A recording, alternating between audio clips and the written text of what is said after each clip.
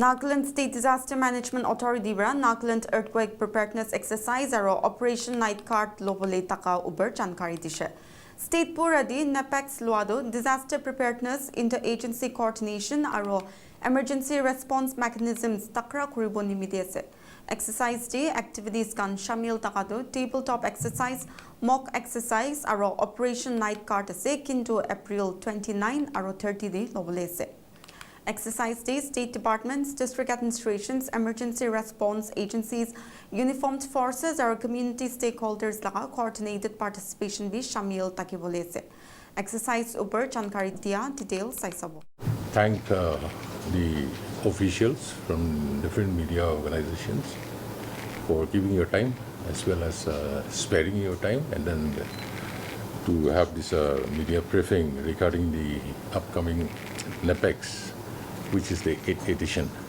Now, as you all know, you must have already come across, we have been doing this exercise for the last several years.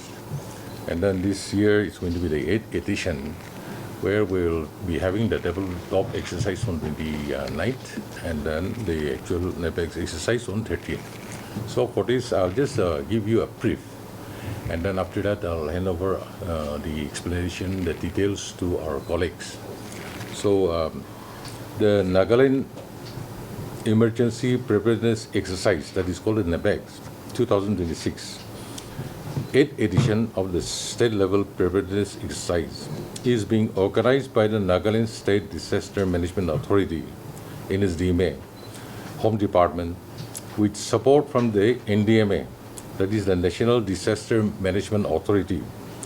This exercise will simulate a scenario involving earthquake and extreme weather disasters in Nagaland. The exercise is conducted to test the state readiness or the preparedness, strengthen coordination among the departments and response agencies, and to improve the effectiveness of emergency response system in the state.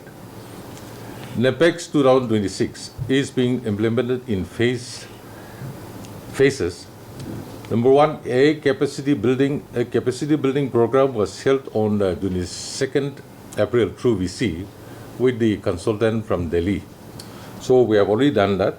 And then next will be followed by the tabletop exercise, that is will be on 29th April at the State Emergency Operation Center, SEOC. Side by side, emergency centers of the district level also will be involved. So side by side we'll be having the tabletop exercise, which will review the plans and coordination mechanisms for the exercise to be conducted on 30th. So the state level mock exercise, which will be conducted on 30th April, involving activation of response teams and demonstration of coordinated emergency actions. Operation, another phase, this time we have what we call it as what we have termed it as the Operation Night Guard, which will also be conducted on the 30th evening, starting 6:30, which will be a civil defense preparedness activity involving siren activation and temporary blackout measures to test the emergency alert system and public responses in case of an air raid. So that is one addition that we have included this time. So the conduct of the NEPEX and the Operation Night Guard signifies the state government's commitment to strengthen the disaster preparedness and ensure the safety and resilience of the communities. So this is a short brief of the whole exercise that we'll be doing. The details will be shared by our colleagues. However, we would like to say that we have this briefing to sensitize the public. So this is very important. Many a times, public are not aware of what is happening. Now, we cannot predict a disaster. So when disaster comes, we want our people, the state, everyone to be ready. Ready in the sense, prepared to react, to act. So this kind of exercise simulates some incidents or some events. Unless until we are ready with this kind of exercise, we somehow will be caught off guard. And then disasters, we all know, doesn't come with a few days warning and all this. There are few things which we can say that there will be rain, there will be heavy storm tomorrow, day after. Those are normal things. But disasters, as such, we all know, it suddenly happens. So this awareness we want to create, even with the simulation, so that anything that happens, anytime, we are ready for it. So with this note, I'd like to hand over to my colleagues for the details. Thank you. Sir, Secretary of the Nsdma Home Department, Sir Meno, the Commandant General of the Home Guard and Civil Defense and the State Disaster Response Force, our media fraternity, representative from the media houses across the state. It is a privilege and also a responsibility to share these thoughts with regard to the 8th edition of the NEPEX 2020-26. This year, we will be again simulating earthquake and extreme weather events for the statewide exercise. Now, this year what we are looking at it is we are looking at a very, very realistic event that could happen if, you know, the earthquake of the past are to be expected. Now we are looking at the NEPEX center at PFIMA. Because why we put it PFIMA? Because there is the fault, you know, the earthquake seismic fault line lies in that belt. So that's why we are trying to simulate an earthquake magnitude of 7.7. In the NEPEX center, we will put it at PFIMA. Now, if you look at PFIMA, it will be 100 kilometers long rupture along the Naga, this Disang, you know, thrust system. It is about the geological structures that I'm saying, and then ruptured from Kohima south north towards Waka Jenaboto. That is the area that we are looking at it. Now, if you really look at it, the cities, if you put it PFIMA as the peak center for these simulations, Dimapur is just 16 kilometers away. And then Kohima is 27 kilometers away. Peren is 30 kilometers away. Waka 55. Pek 65 kilometers away. Jenaboto 71 kilometers away. Mokoksung 91 kilometers away. Kifri 99. And Tuansang 109 kilometers away from the peak center.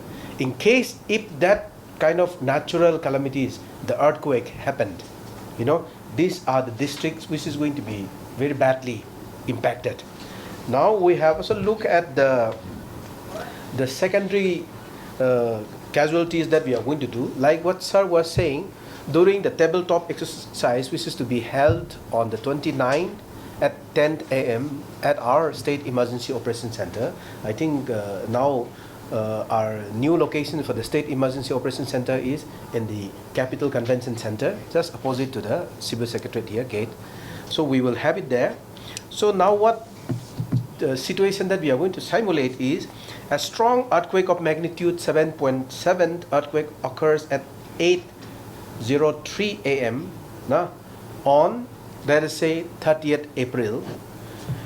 The entire Nagaland, especially Dimapur, Kohima, Mokoksung stretch is badly affected. That is the scenario that we are going to simulate. Then widespread destruction reported from many areas, report pouring in from many government and private buildings, severely damaged, and many fire outbreaks reported, numerous people rendered homeless. So those are the scenarios that we are going to simulate.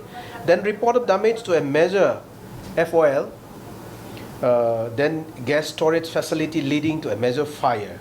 The tremor further triggered a landslide in all these, neighboring districts. Then injured shifted to hospital, medical systems overstretched. That is another scenario that we are going to do. Then here, the identified scenario, how the responsible departments, line departments, agencies, or community, how we are going to react. That's what we are going to look at it on the 29th. Then we will also look at the activation of the incident command post in different places. And if the earthquake happens, we can expect that the normal channel of communication today that we have, the telephone line, the mobile networks, will all collapse. It will be blackout. So now, how are we going to relay this damage report from the districts, from the fields, from the incident site to the State Emergency Operations Center? That's how we are going to do. And we will be using the ham radio network and the police wireless network we are going to sync. So we have the 17 ham radio stations now already installed in all the districts. So we are going to use that network, sync with the police wireless communication systems. Then you may also ask, how are we really looking at the casualties? We are looking at, since we don't have the latest census data, we are using 2010 census data. So in that context, we have categorized the districts band A, B, and C, the impact that we are going to look at it. Suppose the A category is based on the populations, the size of the populations. Dimapur, Kohima, Peren is the 8th category, and also the proximity to the epic center. So Kohima, Dimapur, if you really look at it, Dimapur populations maybe at the moment must be around 4 lakh something, 4,38,625. Let us say this is the population of Dimapur. Then if the magnitude of this earthquake happens, there could be a death of 1,754. That is the simulation that we are looking. But this is a very realistic calculations. Then the injured, hospitalized could be 5,262. Then homeless, homes being toppled down, destroyed. 87,729 people will be homeless. So this is the scenario that we are creating it. I'm taking the side example of Dimapur. Now, how are we going to react? Now here, hospital. How are we going to accommodate relief camp? How are you going to look at the disposal of the dead? Now, how are you going to look at the infrastructures that is being damaged? Maybe bridges and roads will be all disrupted. So how are you going to respond and do the operations? So this is one scenario that I'm making it. So we will have it, these numbers in the different locations which we will be simulating. So we will interpret numbers as planning order figures useful for the disaster risk reduction, and also we will also analyze our capacities. So when we say our capacities, it is not only the government agencies or the government departments, but our capacities, like what Sir was saying, how the church, the biggest platform, come into picture. How our communities, we say that the Naga society, the community fabric is very strong. How are we going to capitalize those strong community fabric that we have? Then how are the NGOs and civil societies reacting to this and supporting to the government agencies who are on ground operating? So this is the scenarios that we are going to look at it. Then the number of people that we are going to involve is all the line departments, all the government machineries. The NGOs will be involved. Some of our volunteers like NSS, Bharat Scouts and Guide, NCCs, these volunteers also will be involved. And this year now, since this is the 8th edition, we also have a lot of learning from the past 7 years. So we are incorporating that and learning. So we hope that we will be able to react to that kind of scenarios that we will be simulating for this exercise. Once again, like our secretary was requesting, that we would like to please kindly carry this message. This is not a prediction. Because last year I think that Nsdma is now announcing that the earthquake is going to come on, which date was there. Yeah, it is running around in the WhatsApp group, na? So we want to avoid all those things in order to avoid creating unnecessary panicky. So that is one of the reasons that we are having this curtain raising event of the press conference for this event. We would like to please kindly carry this message that this is not a prediction. This is an exercise for us to prepare how do we respond to in such an event. Now, if the earthquake occur, suddenly landslide will happen. And we never knew, so rain also may come, flood also may come. No? So fire will always be there. So that's why we are saying that earthquake and extreme weather events. So that's what we are trying to do. We would like to request you once again to please kindly carry this message. It is not a prediction, but an exercise that we are doing as a preparedness measures. We want to request you who are here today, and also to your friends who will be in the districts, to please kindly help us spread this message again. On the 29th, the tabletop exercise, as Sir was saying, on that day, we will have it at the state level physically, but all the district will join online for the event. And on the mock exercise day, we will be also creating a live streaming line in order to just see how we are reacting. So there will be some few locations that will be identified. There will be 7 to 9 sites identified in each of the districts, 7 to 9 incident sites. It will be involving the government offices, school, marketplace, and residential area, and also the oil and gas stations, especially in Dimapur. So 1 or 2 locations we will be identifying to simulate this event. So we want to request you again to please kindly come and join us. Since this is a mock exercise, and like previous years or so, press briefing may not be in time, lunch may not be in time, and then some of you are still covering the operation site, and then the debriefing started at this one, so that may be there. So we would like to also please kindly request you to bear with us in the shortcomings that is expected even during the mock exercise day. Some of you must be in the field and debriefing is going on, you're not coming up in time. All those inconveniences also may be there, but please kindly bear with us even for that one. So I'm giving an advance request to you to bear with us. Yeah. So I think this is for the NEPEX 8th edition 2026. Little detailed informations regarding the scenario. As Sir was saying, that simultaneously we will be also having an air raid blackout, and that operation name we call it Operation Night Guard. So that details how we are going to do. Our Sir Meadow, who is the Commandant General of the Home Guard and Civil Defense and the State Disaster Response Force, will be sharing the step-by-step simulation that we are going to do for that exercise in the evening.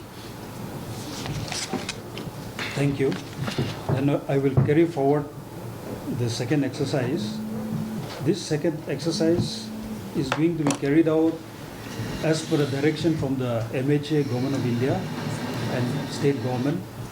And it has been decided that we have to dovetail this exercise, which is the civil defense air raid and the blackout mock exercise, on 30th April 2026. And for your information, I would like to make the things clear that this will be carried out only in the 10 civil defense districts of Nagaland. We are having only 10 civil districts in Nagaland, and these districts are Dimapur, Kohima, Mogokchung, Wokha, Zunibato, Mon, Phek, Tunsang, Peren, and Kifiri. And this Operation Night Guard, this civil defense air raid and blackout exercise, the exercise will commence at 18:30 hours. The exercise scenario will be, there is a drone attack in this 10th civil defense district causing structural collapse, fire outbreak in the buildings, casualties are there, there's panic among the civilians, and so we will require the services, the responses from the fire service, search and rescue operations, evacuation of civilians, setting up of temporary first aid posts and hospitals, crowd control, traffic management, etc. The objective of this exercise is to see that how we carry out this air raid and blackout protocols, and see how our sirens are functioning, how the communication system is put in place, how the interdepartmental coordination is there, and more importantly is how the public responds to this exercise. This is very important. Then we evaluate the response time, readiness of the emergency services, and validate the IRS-based command structure, and identify the gaps through this exercise. Identifying the gaps through this exercise is very, very important. The simulation will be, as mentioned, the air raid blackout exercise will commence at 18:30 hours, and the blackout period will be only for 15 minutes. The blackout period will be only for 15 minutes, that is 18:30 hours to 18:45 hours. And the sequence will be, we have the Regional Civil Defense Control Center at Jorhat. So from Jorhat, this information will be passed to the SEOC that there is an incoming air raid in the 10 city towns. This information will be disseminated to the respective 10 district emergency operations centers, and immediately the DOCs will alert the sirens. They will alert the sirens, and through which the line departments, the response departments, and the public will be made aware that there is going to be an air raid. So they should take the measures, the blackout measures. Now, once the siren is sounded, which will last for about 3 minutes, then the blackout measures will be carried out throughout these 10 city towns, and except for essential services like hospital. Lights should be switched off, inverters and other source of illumination should be switched off. Then after this 15 minute, at 8:45 hours, an all clear signal, siren will be again alerted for 2 to 3 minutes, which is an indication that everything is now all clear. The impending, whatever action has been taken, the raid has been carried out, and enemy crowds have gone back. So now everything is clear. So after 18:45 to after that 15 minutes, now all stakeholders which are mandated in the IRS assembles in the respective SEOC and the respective DOCs in the district. These DOCs, in the DOC, the receiving of information will be through the CD wardens. And this year, through a scheme from the Ministry of Home Affairs, DGCD's office, 3,600 CD wardens and volunteers have been trained in these 10 city districts. So these CD wardens, who are normally the head of the colonies, who are responsible members of the colonies, and responsible members of the colonies who are the CD volunteers, through them the information will be disseminated to the DOCs and of the area, the location where the structural damages have occurred, has happened, where is the fire outbreak, the casualties, and all these informations. Now, DOC receives information from the city wardens on the impact of the location of the air raid. Then the DOC starts informing the State Emergency Operations Center regarding the impact of the raid, and also simultaneously dispatches the response teams like the fire service, SDRF, medical team, police, NCC, etc. And finally, after all these things, the rescue things are done, all the response activities are done, then that is between 19:30 hours to 20:30 hours, debriefing will be there in the SEOCs and the DOCs. So this is it regarding the civil defense air raid and the blackout exercise on the 30th April. Thank you. This the chopper service that we have now is the the Thampi Aviation, which is a state chopper service through the state department, state government. We have engaged them. So this particular, it is from the Ministry of Home Affairs. It is supposed to be used for a few things. That is for regular passenger services, VIP services, and emergencies. So emergencies would mean medical emergencies or in times of disasters. So it is open to be used whenever it is required. The present chopper service that we have. We have already simulated this exercise for seven times. So this is the 8th time. So what do you see the major gaps have been there in the past that you have taken up from the past experience and now you are making an improvement in this? Yeah, the major gap that we have identified is one, the communication channels. That is one that we are. So this year, last year's and previous years, if you really look at it, we were pulling in all the, military defense wireless like Assam Rifles and BSF.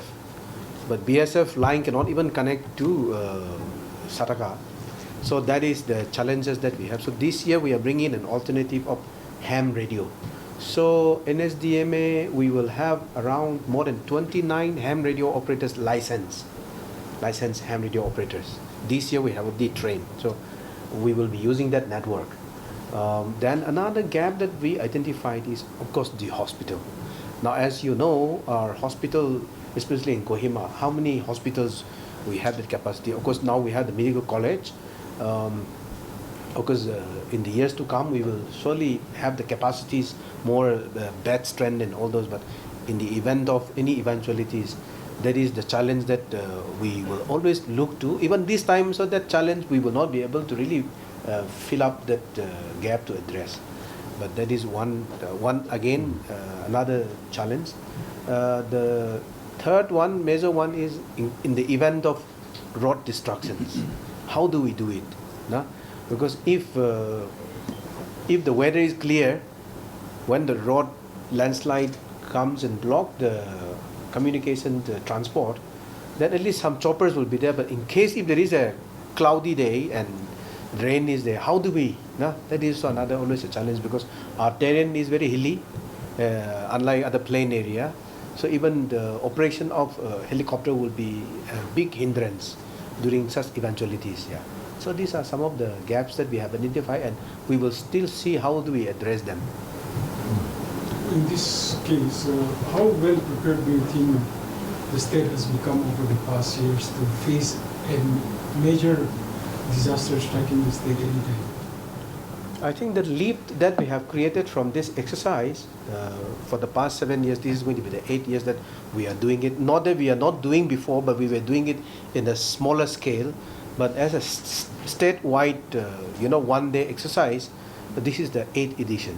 So some of the lessons or the capacities of the preparedness that we have built up is, okay, in the eventualities of this, how the hospitals themselves will get ready. In the event of this, how are we going to really address now the road sector? If there is a road blockages, how do we pull in from different resources? Then another lessons that we have learned is in the event of resource crunch here in the States, which are the nearby locations that we can really plug into for immediate support. So those are some of the lessons that we have learned during these past years.